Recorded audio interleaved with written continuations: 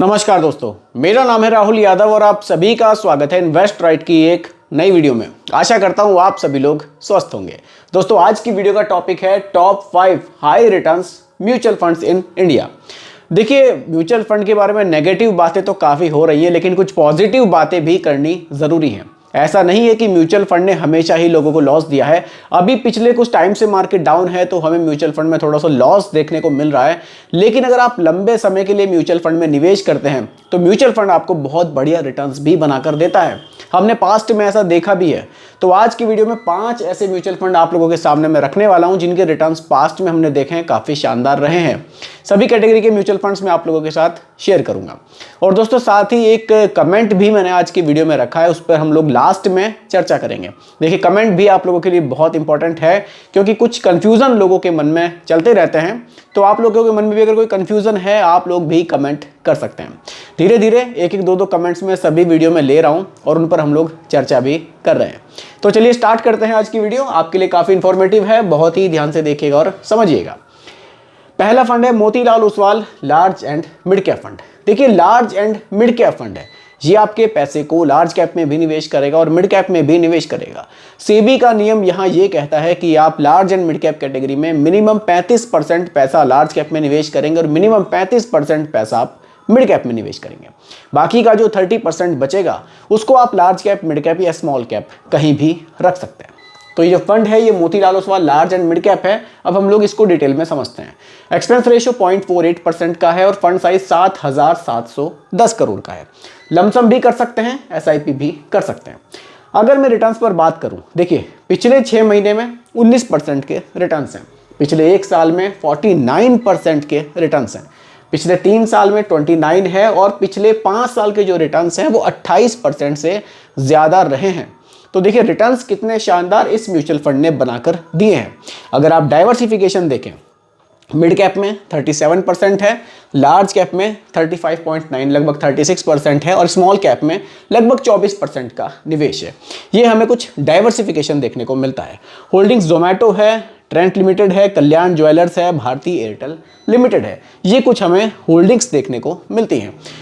अगर आप इस फंड के इंसेप्शन रिटर्न्स देखें, यानी कि 17 अक्टूबर 2019 से और अभी तक के जो रिटर्न्स हैं वो 29% के हमें देखने को मिले हैं। तो रिटर्न्स इस फंड ने बहुत ही शानदार पिछले कुछ समय में हमें बनाकर दिए हैं। Large and mid cap category का फंड है, बहुत बढ़िया ये फंड है अगर आप लॉन्ग टाइम के लिए निवेश करना चाहते हैं। अगले फंड पर चलते हैं। अगला जो फंड है स्मॉल कैप कैटेगरी का फंड है। स्मॉल कैप कैटेगरी में सेबी का नियम ये कहता है कि आप मिनिमम 65% पैसा स्मॉल कैप स्टॉक्स में ही निवेश करेंगे, यानी कि आपका जो ज्यादा निवेश होगा वो छोटी कंपनियों में होने वाला है। थोड़ा सा रिस्की है ये mutual fund, highly volatile category है। फंड टाटा स्मॉल कैप है, एक्सपेंस रेशियो 0.34% का है और फंड साइज 9,572 करोड़ है। आप इसमें एसआईपी कर सकते हैं, लमसम आप इस म्यूचुअल फंड में नहीं कर सकते। ठीक है, रिटर्न्स पर बात करते हैं। पिछले 6 महीने में 8% के रिटर्न्स, पिछले 1 साल में लगभग 32% के रिटर्न्स, पिछले 3 साल में 26% के रिटर्न्स और पिछले 5 साल में 34% के रिटर्न्स इस म्यूचुअल फंड ने बनाए हैं। स्मॉल कैप कैटेगरी में काफ़ी शानदार रिटर्न्स हमें इस म्यूचुअल फंड से देखने को मिले हैं। स्मॉल कैप में 82% का निवेश है, बाकी मिड कैप में लगभग 8% का निवेश ये म्यूचुअल फंड कर रहा है। डाइवर्सिफिकेशन सही है। स्मॉल कैप का मतलब है कि स्मॉल कैप में ही निवेश है, यहाँ लार्ज कैप को रखा ही नहीं गया है। ठीक है, होल्डिंग्स BASF है, किर्लोस्कर है, क्विज कॉर्पोरेशन है और गोदरेज इंडस्ट्रीज लिमिटेड है। ये इसकी टॉप की होल्डिंग्स हैं। सेक्टर्स भी आप देख सकते हैं, फाइनेंस है, हेल्थ केयर है, सर्विसेज है और केमिकल्स है। तो रिटर्न्स टाटा स्मॉल कैप ने भी पास्ट में 5 सालों के भी अगर आप रिटर्न्स देखें तो 34% के हैं, काफ़ी शानदार हमें बनाकर दिए हैं। अगले फंड पर चलते हैं। अगला फंड है JM फ्लेक्सी कैप फंड। अब ये फ्लेक्सी कैप फंड है, यहाँ सेबी का नियम ये कहता है कि आप फ्लेक्सी कैप कैटेगरी में फंड मैनेजर को फ्लेक्सिबिलिटी देते हैं कि आपके पैसे को लार्ज कैप, मिड कैप और स्मॉल कैप में अपने हिसाब से वो डाइवर्सिफिकेशन इसका कर सकते हैं। यहाँ कोई कैपिंग नहीं है कि आपको लार्ज कैप में इतना रखना है, मिड कैप में इतना रखना है या फिर स्मॉल कैप में इतना रखना है। मार्केट कंडीशन को देखेंगे और ये टोटली फंड मैनेजर के ऊपर डिपेंड करेगा कि वो डाइवर्सिफिकेशन आपके पैसे का कैसे करते हैं। एक्सपेंस रेशियो 0.52% है और फंड साइज 5,012 करोड़ का है। यहाँ एसआईपी भी कर सकते हैं आप और लमसम भी कर सकते हैं। पिछले 1 साल के जो रिटर्न्स हैं वो 36% के हैं, पिछले 3 साल के रिटर्न्स 28% के, 5 साल में 25%, 7 साल में 19% और पिछले 10 साल में 18% से ज़्यादा के रिटर्न्स इस म्यूचुअल फंड ने बनाए हैं। रिटर्न्स इस फंड के भी हमें काफ़ी शानदार देखने को मिल रहे हैं। डाइवर्सिफिकेशन देखिए, 98.93% का निवेश है इक्विटी में, जिसमें से स्मॉल कैप में 36% है, लार्ज कैप में लगभग 50% का निवेश है और मिड कैप में 12.83% का निवेश है। यहाँ आप होल्डिंग्स देख सकते हैं, एचडीएफसी बैंक है, आईसीआईसीआई बैंक है, इन्फोसिस लिमिटेड है और स्टेट बैंक ऑफ इंडिया है। तो इनकी होल्डिंग्स भी काफ़ी दमदार हमें देखने को मिल रही है और रिटर्न्स भी इस फंड ने अच्छे बनाए हैं। अगर आप इंसेप्शन रिटर्न्स देखें 1 जनवरी 2013 से अभी तक के, तो 19% से ज़्यादा रहे हैं। देखिए, लॉन्ग टाइम में म्यूचुअल फंड्स ने अपने इन्वेस्टर्स को निराश नहीं किया है, लॉन्ग टाइम में रिटर्न्स बढ़िया दिए हैं। ज़रूरी है पेशेंस बनाकर रखना, धैर्य होना बहुत ज़रूरी है अगर आप म्यूचुअल फंड में निवेश कर रहे हैं। इसीलिए ये वीडियोज़ में आप लोगों के लिए लाता हूँ ताकि थोड़े से आप मोटिवेट हो सकें। अगर आपने इन्वेस्टमेंट किया है, कुछ गिरावट मार्केट में आई है, तो उसको देखकर आप घबराएं नहीं। ठीक है, सेक्टर्स आपके सामने आप देख सकते हैं। अगले फंड पर बात करते हैं। अगला फंड है दोस्तों बंधन निफ्टी 50 इंडेक्स फंड। ये निफ्टी 50 इंडेक्स फंड है, ये पैसिवली मैनेज होता है म्यूचुअल फंड। यहाँ फंड मैनेजर अपने हिसाब से होल्डिंग्स को स्विच नहीं करते हैं। ये टॉप 50 कंपनियों में आपके पैसे को निवेश करेगा। जो कंपनी टॉप 50 इंडेक्स में रहेगी उसमें पैसा निवेश रहेगा, जो निकल जाएगी आपका पैसा भी एग्जिट हो जाएगा। ठीक है, रिटर्न्स देख लेते हैं। 10% के रिटर्न्स पिछले 1 साल में है, पिछले 5 साल में 15% है और पिछले 10 साल में 12.25 के हैं। एक्सपेंस रेशियो देखेंगे आप, बहुत कम है, केवल 0.1% का है। कारण क्या है एक्सपेंस रेशियो कम होने का? क्योंकि यहाँ फंड मैनेजर आपके लिए कोई मेहनत नहीं कर रहे हैं। एक इंडेक्स में आपका पैसा निवेश कर दिया जा रहा है बस, और वही इंडेक्स जैसे रिटर्न्स देगा, आपका जो फंड है ये भी ऐसे रिटर्न्स देगा। ये अपने बेंचमार्क से आगे के रिटर्न्स नहीं देंगे, ये लगभग बेंचमार्क के आसपास के ही रिटर्न्स हमें बनाकर देते हैं। देखिए, अब यहाँ एक्सपेंस रेशियो भी कम है और आपको यहाँ रिटर्न्स भी कम मिल रहे हैं। रिटर्न्स कम मिलने का कारण यही है क्योंकि यहाँ आपका पैसा इंडिया की टॉप 50 कंपनियों में निवेश हो रहा है। यहाँ रिस्क भी और फंड्स के मुकाबले काफ़ी कम है। जितना कम रिस्क होगा उतने ही कम रिटर्न्स भी होंगे, उतने ही कम चार्जेस भी आपसे लिए जा रहे हैं। देखिए, 100% इक्विटी में निवेश है और 100% आपका पैसा लार्ज कैप कंपनियों में ही निवेश है। ठीक है, holdings HDFC bank, ICICI bank, Reliance, ये बढ़िया बढ़िया होल्डिंग्स ही आपको देखने को मिलने वाली है। सेक्टर्स फाइनेंस, टेक्नोलॉजी, एनर्जी और कंज्यूमर स्टेपल्स हैं। सेक्टर्स भी अच्छे हैं, होल्डिंग्स भी यहाँ आपको टॉप मोस्ट होल्डिंग्स ही देखने को मिलेगी। यहाँ बहुत ज़्यादा सोचने की आपको ज़रूरत नहीं है। अगला फंड एसबीआई की तरफ से है, SBI long term equity fund. ये एक अलग फंड है, ये एक ईएलएसएस फंड है, इक्विटी लिंक्ड सेविंग स्कीम। जो लोग म्यूचुअल फंड में निवेश करने के साथ साथ टैक्स बेनिफिट भी चाहते हैं, वो लोग इस म्यूचुअल फंड में निवेश कर सकते हैं। इसके रिगार्डिंग सवाल भी लोग मुझसे पूछते हैं कि सर ऐसा कोई है क्या फंड जिसमें हमें टैक्स बेनिफिट मिले? तो बिल्कुल ये एक ऐसा फंड है, ईएलएसएस कैटेगरी का फंड है, यहाँ आपको टैक्स बेनिफिट मिलता है। एक्सपेंस रेशियो 0.93% का है और फंड साइज 27,847 करोड़ का है। एसआईपी के थ्रू भी निवेश कर सकते हैं और लमसम के थ्रू भी आप निवेश कर सकते हैं।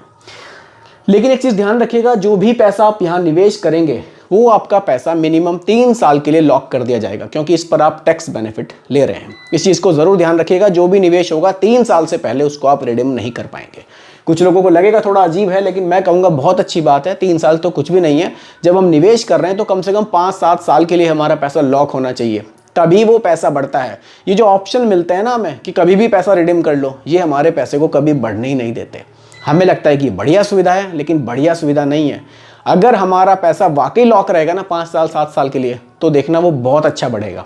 और जो हम बार बार ये पैसे को निकालते हैं ना मार्केट गिरते ही, ये हमारे पैसे को कभी बढ़ने ही नहीं देगा। कोशिश कीजिए जब भी निवेश कर रहे हैं उसको बिल्कुल पैसे को बहुत जल्दबाजी में कभी भी विड्रॉल ना करें। बहुत ही इमरजेंसी है वो एक अलग कंडीशन है। रिटर्न्स आपके सामने हैं। पिछले 1 साल में लगभग 30% है, पिछले 3 साल में 25 है, पिछले 7 साल में 16 है और पिछले 10 साल में 15% से ज़्यादा के रिटर्न्स हमें देखने को मिले हैं। अब यहाँ जो होल्डिंग्स हैं आप देखेंगे, एचडीएफसी बैंक है, रिलायंस है, आईसीआईसीआई बैंक है और भारतीय एयरटेल है। डाइवर्सिफिकेशन अगर आप देखेंगे पैसे का, तो यहाँ फंड मैनेजर को फ्लेक्सिबिलिटी है, वो large cap, mid cap, small cap में अपने हिसाब से निवेश कर सकते हैं। फ्लेक्सी कैप कैटेगरी की तरह ही ये फंड है। लार्ज कैप में 56% से ज़्यादा का निवेश है, यानी कि 56% से ज़्यादा पैसा आपका इंडिया की टॉप 100 कंपनियों में निवेश होगा। स्मॉल कैप में 11 है और मिड कैप में लगभग 22% का निवेश है। ये कुछ डाइवर्सिफिकेशन हमें इस फंड में देखने को मिलता है। तो फंड ओवरऑल बहुत अच्छा है, रिटर्न्स बहुत शानदार हमें इस फंड के देखने को मिले हैं। तो दोस्तों ये 5 म्यूचुअल फंड्स थे जिन्होंने पास्ट में बहुत बढ़िया परफॉर्मेंस दी, जिनके रिटर्न्स हमने देखे हैं, काफ़ी बढ़िया हमें देखने को मिले हैं। अब बात करते हैं उस कमेंट पर। मैंने आपसे कहा था कि ये कमेंट भी मैं आज की वीडियो में रखूंगा। अब उस कमेंट पर बात करते हैं। चलिए देखिए, कमेंट है ICICI prudential Nifty 50, ICICI prudential Nifty 50 fund का मैंने ग्रो पे सर्च किया तो इसमें वेरी हाई रिस्क बता रहा है, एनी हेल्प। ये रियल डीके प्लेस करके एक चैनल से कमेंट है। देखिए सर, कमेंट अच्छा है, हो सकता है काफ़ी लोगों के मन में ये डाउट हो कि निफ्टी 50 तो आप बताते हैं कि कम रिस्क है, लेकिन जब हम चेक करते हैं तो ये हाई रिस्क कैटेगरी में दिखाता है। देखिए कारण ये है कि ये आपके पैसे को इक्विटी में निवेश करता है। इक्विटी का मतलब है आपका पैसा स्टॉक मार्केट में निवेश होगा। अब स्टॉक मार्केट में भले ही आप टॉप 50 कंपनियों में निवेश करें, लेकिन है तो वो हाई रिस्क कैटेगरी। अगर आप अपने पैसे को डेट में निवेश करेंगे तब आपका जो रिस्कोमीटर है वो उसको वेरी हाई रिस्क से हटा के मॉडरेट की तरफ ले जाएगा। लेकिन अगर आप इक्विटी में निवेश करेंगे तो वो आपको वेरी हाई रिस्क कैटेगरी ही दिखाएगा। कारण है कि पैसा आपका स्टॉक मार्केट में जा रहा है। इस रिस्क को आपको खुद समझना होगा कि टॉप 50 कंपनियां हैं तो कम रिस्क है, उसके बाद अगली 50 कंपनियां हैं तो थोड़ा सा ज़्यादा रिस्क है, उसके बाद की 150 मिड कैप कंपनियां हैं तो थोड़ा सा और ज़्यादा रिस्क है, उसके बाद की स्मॉल कैप कंपनियां हैं तो थोड़ा सा और भी ज़्यादा रिस्क है। इस रिस्क को आपको खुद से अपने हिसाब से समझना चाहिए, क्योंकि ये तो दिखाएगा जो पैसा स्टॉक मार्केट में जा रहा है वो वेरी हाई रिस्क कैटेगरी में ही आता है। ठीक है, तो दोस्तों यही आज की वीडियो का टॉपिक था। कुछ फंड्स भी मैंने आपको दिखाए और साथ ही साथ एक कमेंट पर भी हमने डिस्कशन किया। उम्मीद करता हूं कि टॉपिक आपको क्लियर हुआ होगा। बाकी फिर भी कोई कंफ्यूजन हो आप मुझे कमेंट कीजिएगा, रिप्लाई मैं आपको ज़रूर करूंगा। बाकी रिकमेंडेशन नहीं है, केवल एजुकेशनल पर्पस वीडियो आप लोगों के लिए बनाई गई है, क्योंकि म्यूचुअल फंड का जो भी निवेश है बाजार जोखिमों के अधीन होता है। बाकी वीडियो पसंद आई हो लाइक शेयर ज़रूर कीजिएगा, और मेरे चैनल पर अगर आप नए हैं इसको भी सब्सक्राइब आप ज़रूर कीजिएगा। धन्यवाद।